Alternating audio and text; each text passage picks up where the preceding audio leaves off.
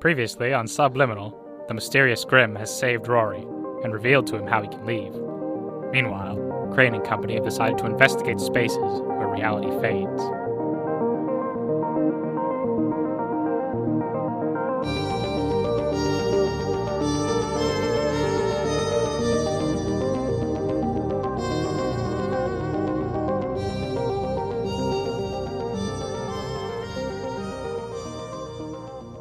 Years. Wow. You've been here longer than I've been alive. How on earth have you kept going this long? Like I said, once I found peace, I just accepted it. You know when you're dreaming, you aren't aware that it isn't real. Sure. From how the world was when I left, and how long it took to get that monster away, what I had before felt like a memory long gone. This is my reality now. But what about your friends, your family? There weren't many of them left. Oh, right. Sorry. Jeez. I can guess how you got here. The story is long. I'd like to hear it, if you'd be willing to share. I never learned how the last person I met here arrived. I want to know if there's a pattern. Of that, I can almost guarantee you. My story begins in 1923, where I was born into a lower middle-class family. And then the Nazis attacked. Wait, were you a soldier? Yes. I was drafted the day I turned 18. Rory takes a seat. Grimm does the same. You want the whole story, huh? It was ugly. I didn't want to be out there. Hell, I was just a kid. But that didn't matter. I was given a chance to serve my country and be a hero. But I didn't feel like one out there. My great-uncle served too. He's actually still around. Good on him. Maybe he and I crossed paths. Hard to say. I barely remember names or faces. It was terrible, Rory. I'm not sure what stories they tell you in your time, but the war was ugly, and so was the world after. You got here after it ended? The Nazis surrendered in 45. I stuck around a whole year until this. Right, you said 1946, so it wasn't the war itself that brought you here? No, it was. But it took its time. You see, a couple months into service, I became disillusioned with the violence. When I started, my fear was quelled by the desire to be a hero, to fight the good fight and protect my country and my people. That was all I wanted, to be a hero. But I killed hundreds of soldiers. And eventually, I realized they were all just like me. They just wanted to be heroes. But I had my orders, and I kept fighting. I saw so many of my fellow soldiers die all around me. Kids I went to high school with who were in my division, I saw them shot dead in the trenches. And I took it upon myself to reach out to their families. But the moment that really got me, it was maybe 5 months before the war ended. Sorry. I'm sharing a lot of heavy information.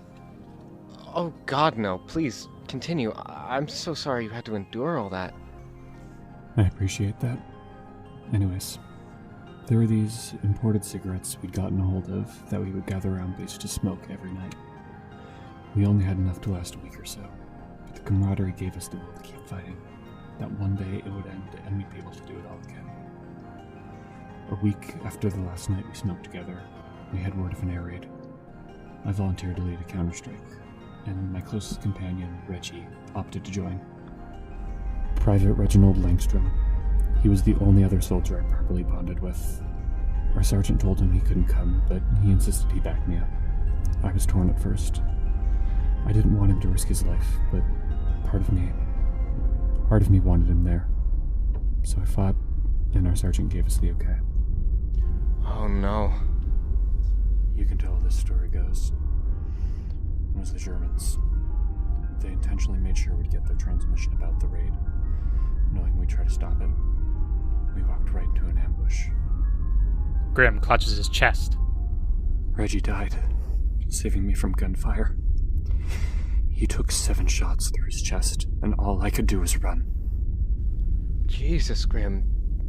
I'm so sorry. It never left me. I knew after that night how cruel the war was. A young man lost his life for no reason, and I couldn't help but know I was to blame. He didn't need to be there that night. I could have told him no. I was a changed soldier. My best friend died in my arms, and I had to keep fighting.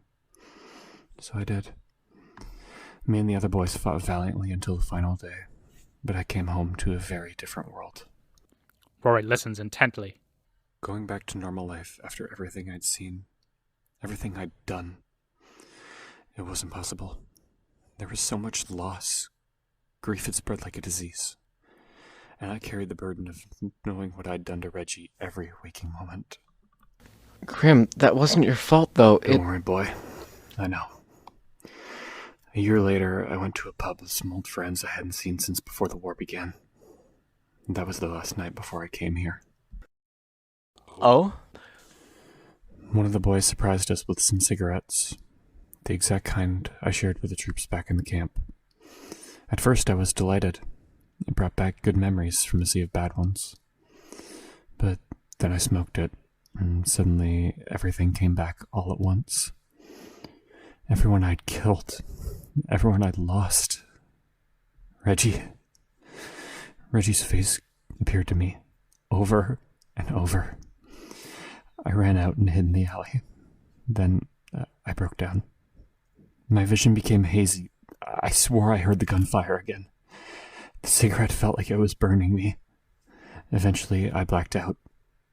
And when I came to, I was back on the battlefield, alone, under a sky of black and white. Whoa.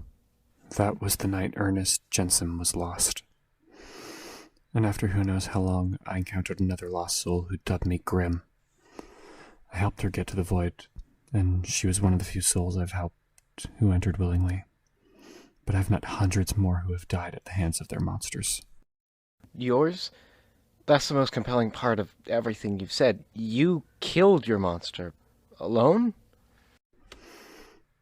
Yes. Though I didn't feel alone. It was a crippling battle. It taunted me with Reggie's face, the voices of screaming children. But I stood tall and faced it all. I couldn't let it win.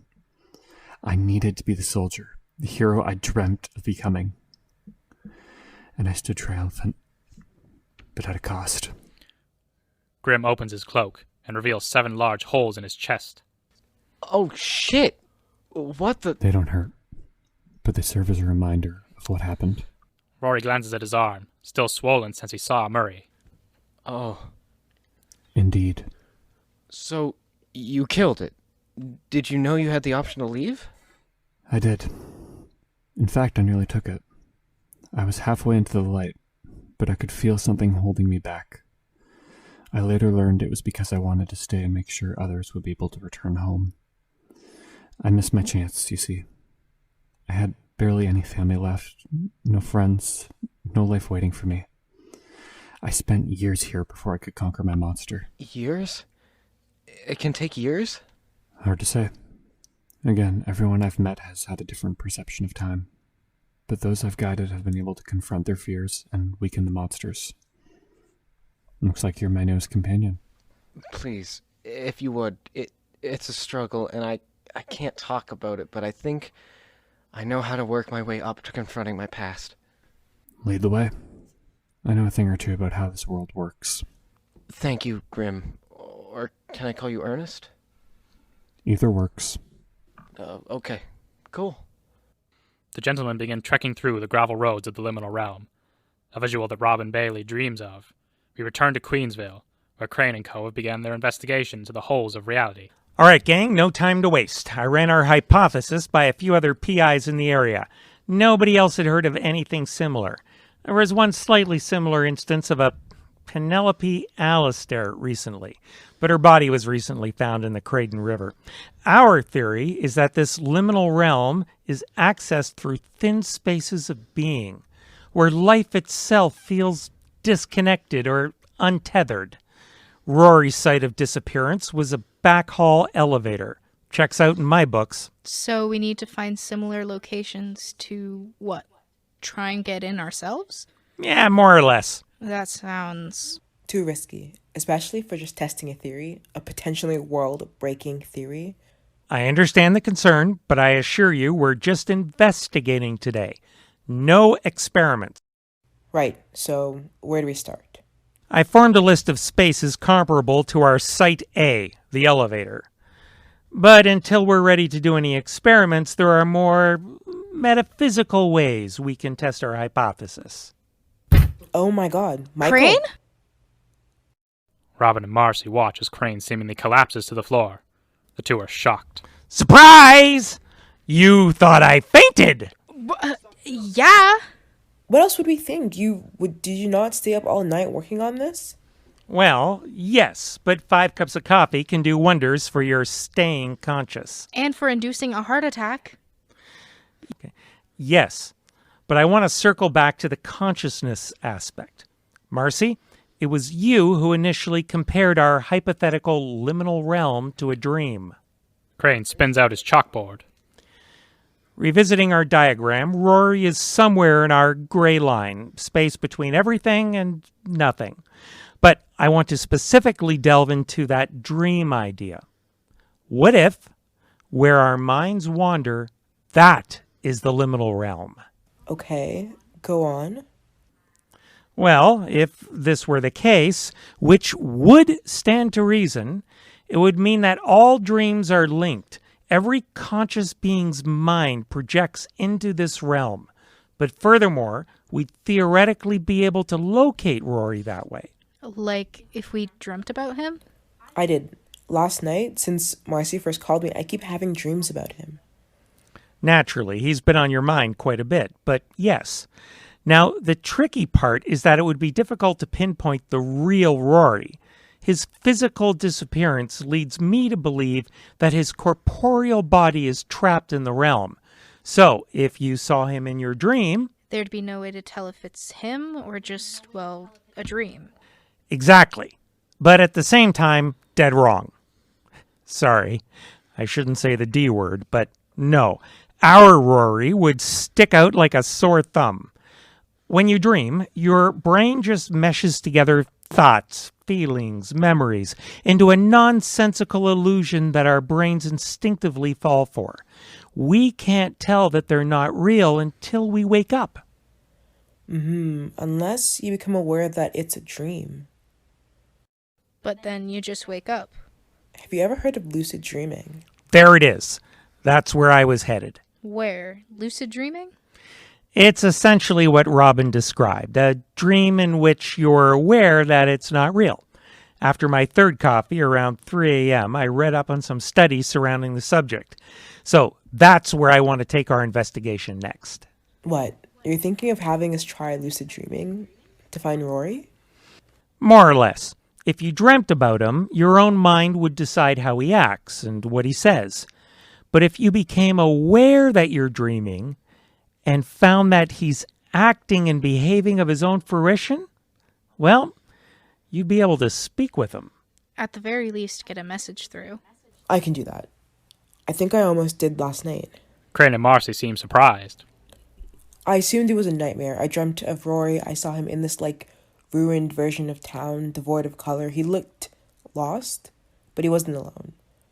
The last few nights, he'd all alone, and I find him. I save him, but this time he was walking with this tall, looming figure, a hooded one. Someone you associate him with? I couldn't see his face, but it wasn't anybody I think I know. They were walking towards this light, and I could tell that there was a threat. Rory was in danger. You saw the danger? No, but I could just feel it, like a cold hand clutching my heart. But before anything else, I was at the dinner table with my parents. No Rory. Crane begins writing down in his notebook what Robin described. Robin, did you attempt to talk to him? Yes, I called out his name. And? Nothing. Interesting. Very interesting. Something about that got a reaction. Robin, I know I said no experiments, but this time I'm not suggesting leaping into a ghost dimension. Would you be willing to try and lucid dream into the liminal realm to spot Rory? Sure. Like, wait until the night, or... A nap will do. A melatonin and my mum's secret tea will knock you right out. Marcy and Robin look disturbed. But in a safe and controlled manner. Crane shows Robin and Marcy to his pull-out bed couch, where Robin lays down. Need a bedtime story? I think I'll be fine. The melatonin is already kicking in. Remember, Robin, if you see him, focus on anything that isn't familiar, mainly that hooded figure, and that gut-wrenching feeling. Got it. We'll check up in an hour or two. Sweet dreams. Robin drifts off into unconsciousness. After some time, she enters REM sleep and begins dreaming. She sees her childhood school, though it seems hollow. The halls feel longer, the ceiling claustrophobic. It feels like a nightmare. She sees kids with no faces other than two. Rory and his best friend, Rory. She attempts to focus, but isn't quite alert. She's a kid again herself. Rory. Is it him? Do you want to play with us? Rory says you're too boring, but I think he's just trying to be cool. I don't have a sister, but my cousin is really nice to me. If the friends are right, I think I would be quite on. Robin feels disoriented. That voice. Something it said wasn't right. There was something deeper. Something... It's falling apart. The walls are crumbling. Everything is falling apart. She is not safe. The feeling is back. She's falling. Robin! Robin! Robin! Ah, Jesus. Robin tumbles off the bed. She's sweating heavily and still incredibly drowsy. Before the dream evades her, she writes down the name. Rory's childhood friend. Darwin Lativer? What does that mean? What was Darwin saying? Why was he saying it? Robin, Crane, and Marcy will take their investigation to him to find out. To be continued in Chapter 7 of Subliminal.